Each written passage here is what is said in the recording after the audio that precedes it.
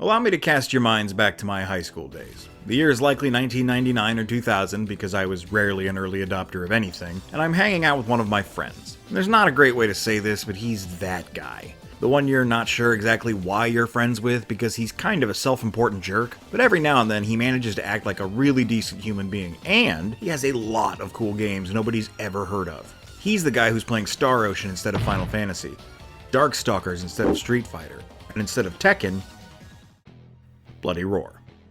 I'm Eric J. Chucky, and welcome to Violent Profiles, where we discuss obscure fighting games and the rosters that define them. I suppose none of those games are exactly obscure in modern context, but for my slice of the world growing up in a small town, they had that smack of the exotic more than your Tomb Raiders, Mortal Kombats, and Super Marios. The sort of games you typically only get to read about in the small articles of gaming magazines because none of your local non-chain rental places have a copy. In a time before YouTube, getting the opportunity to explore these games was enough social lubricant to keep me hanging out with someone who intentionally rubbed me the wrong way. 1997's Bloody Roar was the first fighting game developed by Raising, now known as Aiding. Before this, they made one of my least favorite genres, shoot-em-ups, and since then they've done a lot of work with Capcom and released a number of licensed anime fighters. The sequel, Bloody Roar 2: The New Breed, or Bringer of the New Age in Europe and Japan, landed in 1999, and we'll be talking about both today, with the remaining entries probably coming sometime in the distant future. The plot is fairly straightforward. There are secret beings in the world known as zoanthropes, who appear like normal humans but possess the power to turn into animal-person hybrids at will. The evil Tylon Corporation seeks to exploit these powerful individuals, and a ragtag group of heroes aims to stop them. Hang on. Have I mentioned before how much I hate 5th gen console graphics? Even at the time. They weren't so bad after about the year 2000, but the early days were just unfortunate. I mean, look at these models. This is supposed to be the sizzle reel, the attract mode. This is supposed to make you want to play the game. It's supposed to look good. I got in so many fights with my peers because I preferred pixel art and sprites long after 3D made its mark because so much 3D looked like this. Anyhow, spoiler alert, the protagonists succeed in thwarting the evil corporation. In the second game, which takes place 5 years later, they're forced to confront the consequences of their actions. Taking down Tylon has alerted the world at large to the existence of zoanthropes. In response to this, an underground organization named the Zoanthrope Liberation Front forms, claiming to fight for zoanthrope rights. But the second they get an inch of power, they reveal themselves to be a zoanthrope supremacist group and engage in global terrorism to that end. Looks like it's time for our heroes to return. Fortunately, the graphics during play weren't half as bad as the cutscenes, the soundtrack was banging, and most importantly, the gameplay itself felt smooth. Despite its open arenas and general visual style, Bloody Roar 1 and 2 are largely 2D fighters, barring the effects of some moves. It's only through unlocking a special mode that you can use a button to strafe your opponent. Even without this option, it's a competent and fun game with lots of combos. The fighters move pretty fluidly for PS1, the minimal buttons and nearly universal inputs between characters keeping the action simple while managing the various gauges and defensive tactics, and then of course, there's Beast Mode. Tap into your inner undead Centurion and become part animal, giving you more options for attack and the ability to recover health. You can even enter Beast Rave to amp up the speed and remove the cooldown timer for combos, allowing you to air juggle your opponents into oblivion, though this is removed from the sequel in favor of a powerful special attack called Beast Drive and a more robust defense system. Hang on, White here from the editing room. There's a couple of things I didn't talk about in the original script that bear mentioning, like how Hudson was the publisher and IP holder for the franchise. I'd be remiss if I didn't confess that the version of the plot I present here is curtailed. If you care about the multitude of twists, turns, and surprise reveals, give it a Google or check out the game yourself. Obviously the gameplay's worth it. Finally, these names, man, some of them change depending on your region. You might better remember Hans as Fox or Sheena as Marvel. Sometimes the original translations don't match the eventual official names, though that's hardly anything new to the 90s. My last little bugaboo from the future, I try to get proper pronunciations for these names to be as respectful as I can, but a bunch of them seem to have straight up been invented by the designers. Bertri and Busuzima, for example, only return hits about Bloody Roar. The franchise has its idiosyncrasies, is all I'm saying, and thus so does this video. Now back to your regularly scheduled programming.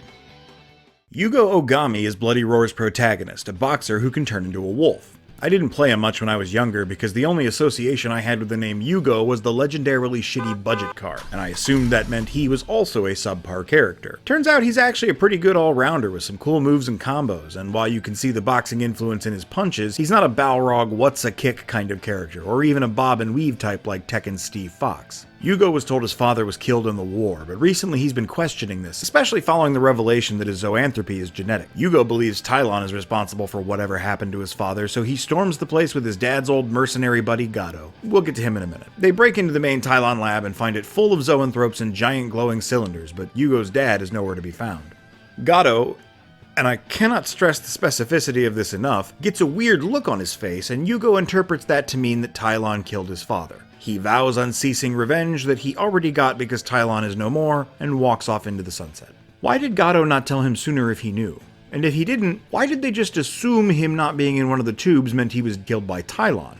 Anime logic is weird. Instead of getting that impossible revenge he vowed, Yugo tries to hide his zoanthrope nature and becomes a boxer with dreams of going pro. Keeping him company during this time is Kenji, a boy Yugo found during their raid on Tylon and adopted as a younger brother when he discovered the boy had no surviving family. The kid gets kidnapped by the Zoanthrope Liberation Front and brainwashed into becoming a ninja assassin working for them, kicking off the events of Bloody Roar 2. Yugo saves his brother, de-brainwashes him, and at the suggestion of Gato, forms the World of Coexistence movement to bring humans and Zoanthropes together in harmony. I do like how interconnected the stories of the various fighters are, but it doesn't do a lot of favors for the typical pseudo-list format of this show. So instead of repeating myself about the other principal characters, let's hit everyone from the first Bloody Roar that doesn't make an appearance in the second. Mitsuko Nanomura is a fun one, both for transforming into a boar of all things and having a very open wrestling-based fighting style. Much like Yugo, it doesn't dominate her attacks, she has a good strike game and isn't just an extended series of command grabs. Mitsuko is the mother of Yuriko from Bloody Roar 2, and the second her daughter starts showing signs of zoanthropy, she's snatched up by Tylon for their experiments. Of course, being a determined and protective woman, Mitsuko refuses to stand for that and fights to free her daughter from Tylon's clutches, aided by fellow fighter Alice. Fine victory with her, and we get to see mother and daughter reunited in the loving embrace of mediocre CGI. Aww. But also ew. My old favorite character in the first Bloody Roar was the fox Hans Taubman. Playing him again 25 years later with his agile, low-damage fighting style, I can affirm that I likely only enjoyed him because of the whole psychotic androgyny thing. Please see my interest in characters like Vega, Kefka, Marvel's Loki, and so on. Foxes are also a pretty cool animal, although Hans would disagree. He thinks his zoanthrope form is ugly and that all ugliness in the world must be purged. He made his bones as an assassin for Tylon until he was killing some people for fun in an alley somewhere and detected the scent of zoanthropy in one among them, an older woman. He demanded she shift and give him a real fight, but she refused and apologized for the terrible job she did as a mother, calling him by name. Hans seems either heartbroken that he killed his own mother, or confused that he hadn't already killed his own mother, but then he laughs it off and is never seen again. Quite literally, the first Bloody Roar was his only appearance. Was he killed when Tylon was destroyed? Did he snap and run off into the desert? Did killing his own mother sober him up and lead him to apply for a job doing insurance adjustments? Who could know? Next up is the president of the world, G from Street Fighter V. Greg. Greg Jones. What a compelling name. Greg is a gorilla man whose wrestling style is much more full of command grabs than anyone else, though they have less to do with wrestling moves and more with tossing your opponent around like Donkey Kong. Greg runs a circus. I don't know why he is here. Legitimately, I'm not sure why he's involved in the storyline of Bloody Roar. His ending has him asking Yugo to join the circus, and Yugo gets annoyed with him and suggests if he wants a zoanthrope to star in a circus, Greg himself should be the one to do it. And it honestly seems like this is the first time Greg considered this idea, so he does. The end. You can knock his little top hat off during the fight. That is all there is to know about Greg.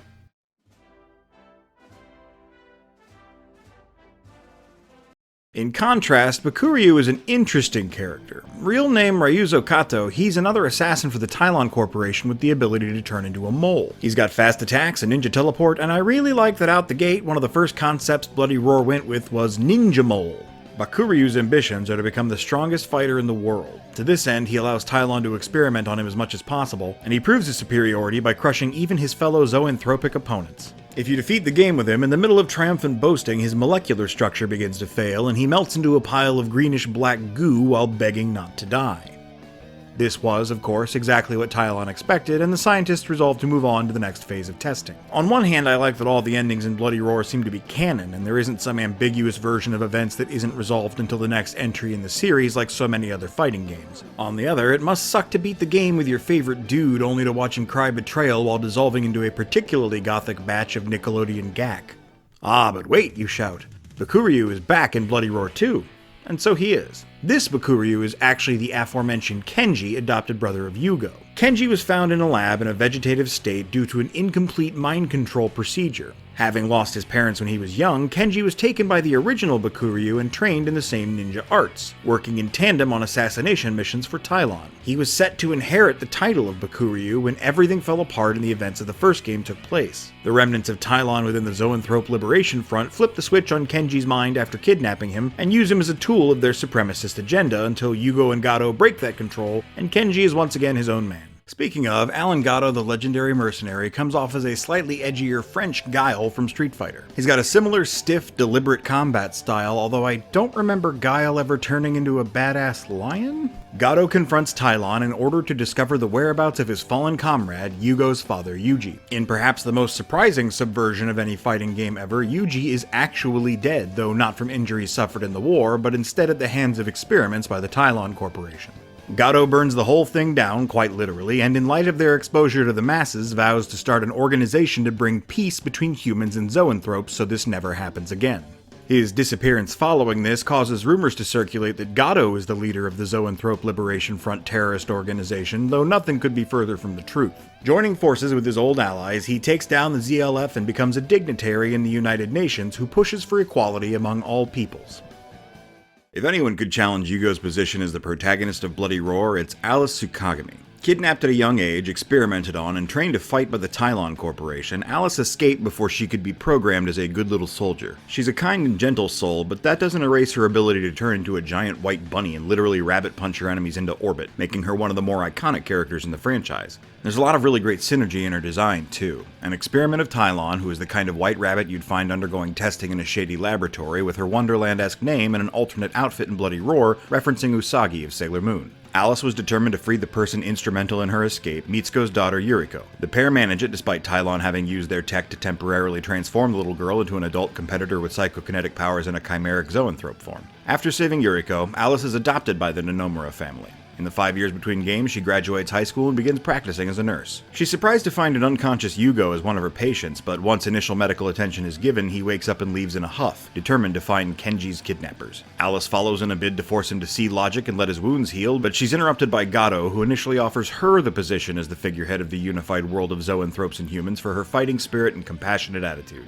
Alice declines, citing her responsibility to the patients she already has. Long Shen is a conflicted character. A former assassin who's done business for Tylon and a master of Xingyi Quan, Long has the ability to turn into a tiger, but he resents this aspect of himself and fights against it. As someone who could kill an opponent in an instant using only his bare hands, Long was a valuable member to his former organization, and they often sent operatives to coax him back into the fold. Unfortunately for them, Long has no attachments, having abandoned his abusive family after his loving mother passed away, so there's little left to bargain with him over. Determined to atone for his shady past, Long strikes out to destroy Tylon, but even after it lies in rubble, he cannot find peace. The beast within seems to have taken on a persona of its own and urges him to shift and sow destruction. Instead, Long seals himself in a cave.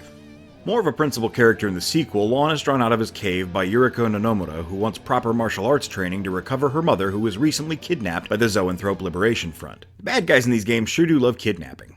Despite once being a final boss level powerful warrior, the experimental mutations seem to have worn off in the absence of Tylon, or something, and she's now only able to turn into an even more humanoid feline form than other zoanthropes. This doesn't stop her from being one of my favorite fighters in Bloody Roar 2, with a style very reminiscent of Ling Xiaoyu's from Tekken. Yuriko is said to practice Kenpo instead of Ling's Bagua Zhang, but I'm not sure that's accurate, especially given the latter's close association with her teacher's own Xingyi Quan. Yuriko's mother is rescued, and her part in Bloody Roar 2's story ends riding bikes with Kenji, but Long is forced to confront something altogether more horrible. A cloned version of himself created by Tylon, who has given in to the beast within, the true leader of the Zoanthrope Liberation Front, Shenlong. Long confronts this monster and finds himself envious. Shenlong is without the restriction of guilt and nobility, and in that freedom he easily bests Long and has him at his mercy. Long accepts his death, but something about that peace troubles Shenlong. Are the things he was created without, the things that make Long imperfect, truly weaknesses? Can he attain true strength if he never has to overcome his own shortcomings? I mean, yeah, probably. Those questions don't make a whole lot of sense, but given Tylon's track record with stability in their experiments, it isn't much of a surprise that their clone of the greatest living martial artist isn't so great at drawing logical conclusions. Shenlong rips his own chest open and collapses, leaving Long to decide his own fate. Gato, of course, asks if he wants to be the leader of the world of coexistence and stand among the people as an icon of integrity, but Long declines. He will remain among the people, but not in a public role, and as a human, still in denial of his zoanthropy. This leaves us with our final 4 characters, the ones completely new to Bloody Roar 2, the titular new breed. Let's start with the fighting marvel Shina Gato, adopted daughter of the legendary mercenary Alan, which is a curious tendency in this game. None of the principal characters who are family are blood except Yuriko and Mitsuko. I think that's awesome, both in that the characters of this game are portrayed to have so much love in their hearts to accept wayward souls as part of their family, and that real-life adopted children could look to these characters for representation in a time where that wasn't a goal for designers the same way it is today. But it is a weirdly prevalent trend. Regardless, Shina wants to follow in her adopted father's footsteps, but despite her incredible talents, he doesn't want to see her make the same mistakes he has. Predictably defiant, she immediately severs ties with him following high school and becomes a mercenary in her own right, using her similar fighting style to her father and leopard zoanthropy to make her way in the world as a soldier for hire. However, when it becomes rumored that the elder Gato is the man behind the insidious ZLF terrorist cell, Shina is determined to find the truth, which, as we know, is that he's not their leader and is instead fighting for world peace and asking literally everyone he comes across if they want to be the president of his cool new club. The two reconcile and Alan suggests they fight together for a change. Next up is Jenny Berdery, a curious femme fatale and mysterious source of information along the lines of Trinity from The Matrix, Marvel's Black Widow, or, well, Rouge the Bat. How's it going? Her zoanthrope form is noteworthy in that she looks less like a chiropter and humanoid and more like what if Felicia from Darkstalkers was a bat instead of a cat, complete with carefully shaved hair for maximum sexiness. At least, I have to assume that's what it's for. Nobody else busts out all naked in their beast mode. I can't claim this is my kink exactly, but to each their own. Perhaps her unusual transformation is what led to speculation that Jenny isn't your typical zoanthrope, but instead a Hungarian vampire hiding under the guise of a secret agent/model. Her moves carry some similar spirit to Hans the Fox from the original Bloody Roar, but I feel like she's executed much better, with flying attacks and kicks taking advantage of those long legs. And of course, she has some sweet taekwondo moves, which earns points for me. Jenny's involvement in the story is minimal. Gato invites her to join him in taking down the Zoanthrope Liberation Front, and she eventually accepts, but she's very coy about it and refuses to take payment. The two hinted a bit of a romance, but that's about it. Another product of Tylon, Steven Goldberg was a scientist in their employ until he discovered the wickedness they were up to. He tried to expose them, but before he could get far, he was subjected to the same experiments he used to run, and worse. Transformed into an unstable artificial zoanthrope beetle, Steven rechristened himself as Stun and vowed to take down the remnants of Tylon in the Zoanthrope Liberation Front. With his help, it was destroyed, but as much as smarmy teenagers and 20-somethings would have you believe life sucks and then you die, the truth is life sucks and then you keep on living. Making his peace with this, Stun uses his powers to literally prey upon the criminal element of the world, feeding on their blood to stabilize his decaying body. Interestingly, Stun occupies Greg's old slot in Bloody Roar 2, a grapple-focused wrestler. As much as I love Beetles, I wasn't a huge fan of his fighting style, but a lot of his beast mode normals are pretty satisfying.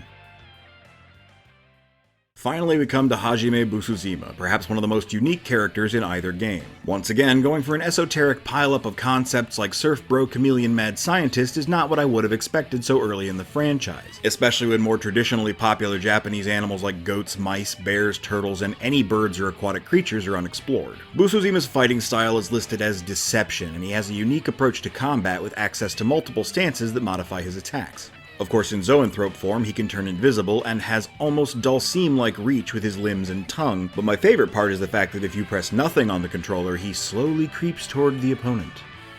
Yeah, I'ma get ya. As for his role in the story, young Busuzima was fascinated by insects and what made them move. He would frequently dissect them and try to figure it out, but of course upon being taken apart, they stopped moving. His grandmother admonished him for his actions, explaining that taking the bugs apart is what made them stop moving, and before long, she stopped moving as well. Loneliness followed in her death, and Busuzima became obsessed with the concept of immortality. His analytical, creative, scientifically oriented mind made him a ripe candidate for employment with Tylon. It was he who pushed many of their more controversial experiments, including turning Steven Goldberg into the first artificial zoanthrope. It was he who set up Shenlong as the leader of the ZLF, and it was he who finally answered at the hands of the heroes at the end of Bloody Roar 2, his body battered and his organizations destroyed. Bloody Roar 2 is my last personal experience with the franchise, though I'm aware there were 3 more sequels that followed, and I'm interested to see how they unfolded. I'd love to see a resurgence of this title, or at least one last entry to celebrate its legacy. What surprised me most about revisiting Bloody Roar wasn't how well the mechanics held up or the interwoven storyline, but more that playing the first game brought back very strong feelings of nostalgia, even more than the fighters I'd spent much more time on in my youth. Whether we made very good friends back then or would make good friends today, I'm grateful for the time I spent pressing buttons with that guy and games like Bloody Roar he introduced me to. I think that's enough fond memories for now, my fellow token droppers. Way back when I did the original Violent Profiles series, I was asked to cover a game that never managed to reach fruition, and I think it's high time I deliver on that promise. If you enjoyed this video, please remember to leave a like and comment about why. It tells YouTube to promote the show to other people. Don't forget to subscribe if you're not already, and support us on Patreon at the $5 tier to get new episodes a month early. Shout out to all the names currently on screen for doing exactly that. Until next time, white out.